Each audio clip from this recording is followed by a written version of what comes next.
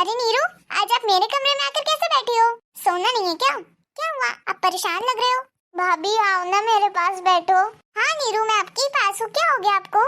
इतने घबराए हुए क्यों हो? कोई बात है क्या? कल आपकी शादी है और आप ऐसे उदास होकर बैठी हो। इतनी देर तक नहीं जगते हैं, नहीं तो डार्क सर्कल्स हो जाएंगे।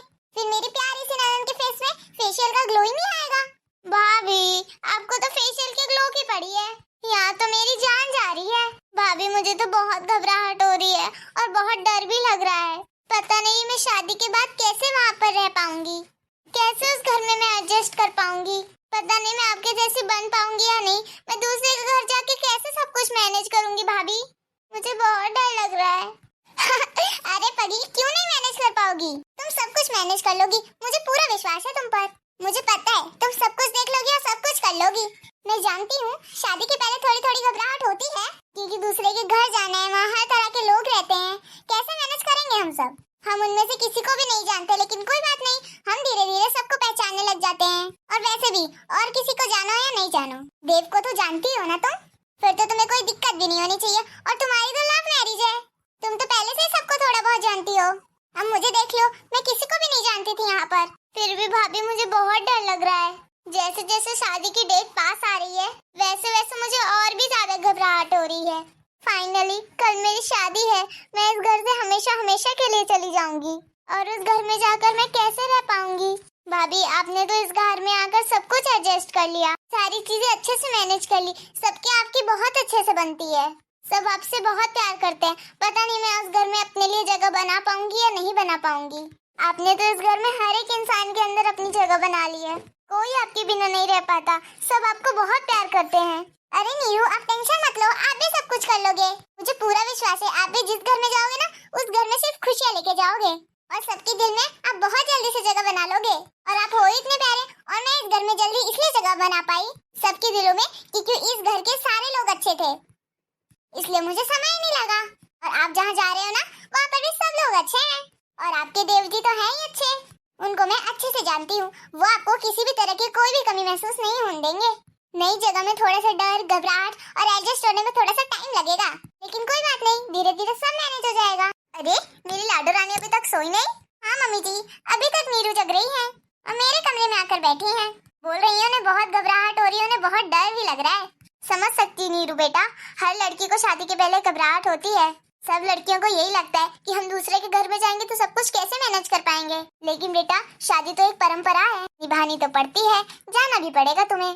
लेकिन डरने की बात नहीं है, वहाँ सब लोग बहुत अच्छे हैं, सब तुमसे बहुत प्यार करेंगे, तुम्हें लगेगा ही नहीं कि ये किसी दूसरे का घर है। चलो अब जल्दी से सो जाओ, कल तुम्हारी शादी है, दिन में पूजा है, फिर रात में शादी ही है, तो तुम्हें टाइम ही नहीं मिलेगा, इसलिए अभी से सो जाओ। सारे मेहमान भी सो गए हैं।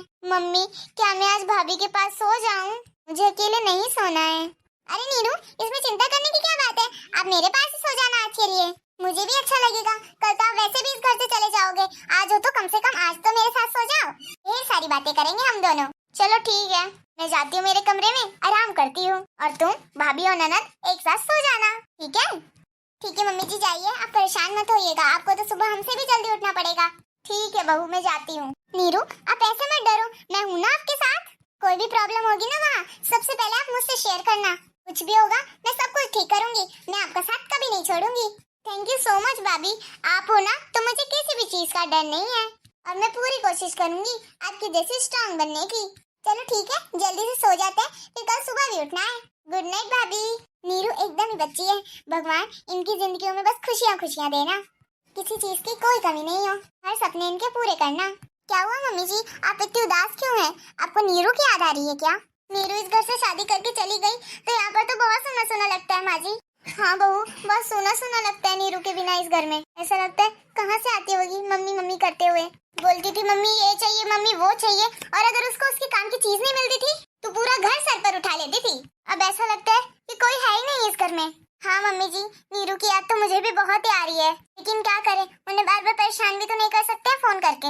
अभी उनका नया नया घर है, एडजस्ट होने में उनको भी थोड़ा टाइम लगेगा। आपने सुबह से कुछ खाना नहीं खाया है, कुछ खाना खा लीजिए। ठीक है बेटा, लगा दो खाना। नीरू, तुम्हें इस नए घर में अच्छा तो लग रहा है ना? देखो, मैं अपनी तरफ से पूरी कोशिश कर रहा हूँ कि तुम्हें किसी भी चीज की कमी महसूस ना हो, लेकिन थोड़ा तो टाइम लगेगा तुम्हें यहाँ पर एडजस्ट होने में। हाँ देव जी, मुझे अच्छा लग रहा है यहाँ पर। आप समझ ही सकते हैं कि अपना घर छोड़कर किसी दूसरे के घर में आना, नए सिरे से जिंदगी शुरू करना, थोड़ा तो टाइम लगता ही है ना। लेकिन मैं भी पूरी कोशिश कर रही हूँ इस घर में एडजस्ट होने की। देखो नीरू, अगर इस घर में तुम्हें किसी भी चीज की कुछ भी कमी महसूस हो ना, डायरेक्ट मुझसे बोलना, ठीक है? कोई तुम्हें कुछ भी बुरा बोलता है, तुम मुझे बताना, ठीक है? मैं चाहता हूँ कि मैं तुम्हें दुनिया की सारी खुशियाँ दूँ। थैंक यू देव जी, कितना सोचते हैं आप मेरे बारे में। आप परेशान मत होइए, मुझे इस घर में अच्छा लग रहा है, मुझे कोई प्रॉब्लम नहीं है। नीरू बहू। हाँ मम्मी जी कहिए।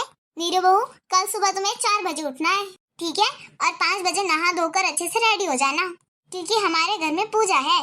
मम्मी, 5 बजे पूजा? 5 बजे कौन सी पूजा है? अरे बेटा, नई बहू घर में आई है तो उसकी पूजा नहीं करवाएं क्या? पर मम्मी, 5 बजे सुबह? इतनी जल्दी क्यों? हम 9-10 बजे भी तो पूजा करवा सकते हैं ना।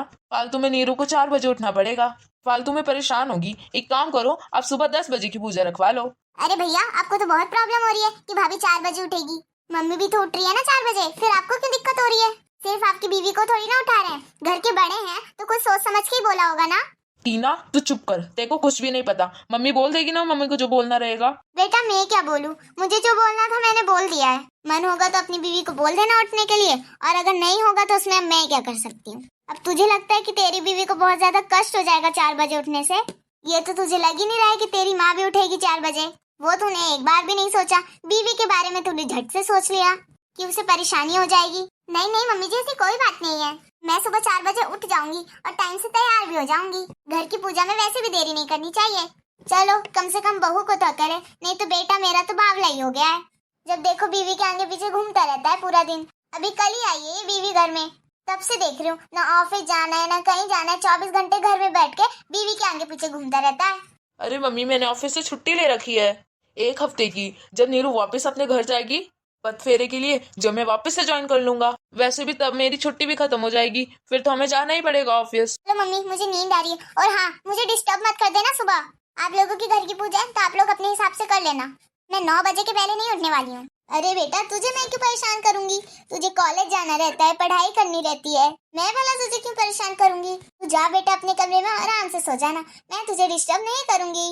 और वैसे भी पूजा में तेरा क्या काम है? पूजा तो सिर्फ बहू के लिए है, तो उसे ही आना जरूरी है। ठीक है मम्मी, चलो मैं जा रही हूँ सोने के लिए, टाइम से उठ जाना बहू। जी मम्मी जी। अरे नीरू, मैं मम्मी से बात कर रहा था ना, खामोखा क्यों तुमने हाँ कर दिया? मैं उठ जाऊंगी, तुम्हें इतना परेशान होने की जरूरत नहीं है। सुबह 8-10 बजे पूजा हो सकती है, ऐसे जरूरी थोड़ी ना है कि 4-5 बजे ही पूजा हो। अरे नहीं देव जी, हमें ना बड़ों की भी बात माननी पड़ती है। अब अगर उन्हें खुशी मिलती है इन सब चीजों से तो फिर क्या प्रॉब्लम है? मैं उठ जाऊंगी, उठना ही तो है और पूजा ही करनी है बस। एक दिन जल्दी उठ जाऊंगी तो कौन सा पहाड़ टूट पड़ेगा। अच्छा ठीक है नीरू, अगर तुम्हें कोई प्रॉब्लम नहीं है तो तुम उठ जाना। चलो यार, मुझे बहुत नींद आ रही है, सोने तो चलो। ठीक है चलिए। गुड मॉर्निंग मम्मी जी। गुड मॉर्निंग बहू, तुम नहा धोकर रेडी हो गई? हाँ मम्मी जी, मैं तैयार हूँ, चलिए पूजा कर लेते हैं। हाँ बहू, तुम एक काम करो, जाके सबसे पहले चाय बना दो। पहले चाय पी लेते हैं, फिर उसके बाद सबके लिए नाश्ता बना दो, उसके बाद हम पूजा करेंगे। पर मम्मी जी, फिर तो पूजा के लिए लेट हो जाएगा, नाश्ता बनाने में तो टाइम लग जाएगा ना। हाँ तो कोई बात नहीं, जब सब लोग सुबह सो के उठेंगे तो चाय नाश्ता तो मांगेंगे ही ना, इसलिए पहले नाश्ता बना दो, उसके बाद हम पूजा कर लेंगे, 8 बजे तक कर लेंगे। पर मम्मी जी, आपने तो कहा था कि सुबह 5 बजे पूजा करनी है। अरे कोई बात नहीं बहू, पूजा तो करनी है, कभी भी कर लो, जितना बोला है उतना करो। और हाँ, मेरे कमरे में तुम चाय भी ले आना, ठीक है? मुझे तो कुछ समझ में ही नहीं आ रहा, एक तो मैं लाइफ में कभी भी इतना जल्दी नहीं उठी, मुझे बहुत जोर की नींद आ रही है, और सुबह 5 बजे कौन नाश्ता करता है? सुबह सुबह नाश्ता बनवा रही है मम्मी जी। चलो अब बोला है तो करना ही पड़ेगा, जाकर देखती हूँ क्या है किचन में, बना लेती हूँ नाश्ता। सो हेलो दोस्तों, आपको आज की हमारी कहानी कैसी लगी? अगर अच्छी लगी होगी तो लाइक कर दीजिए, और अगर आप हमारे चैनल पर नए हैं तो सब्सक्राइब भी कर दीजिए। अब आपको आगे कहानी देखने के लिए मिलेगी नेक्स्ट पार्ट में, तब तक के लिए राम राम।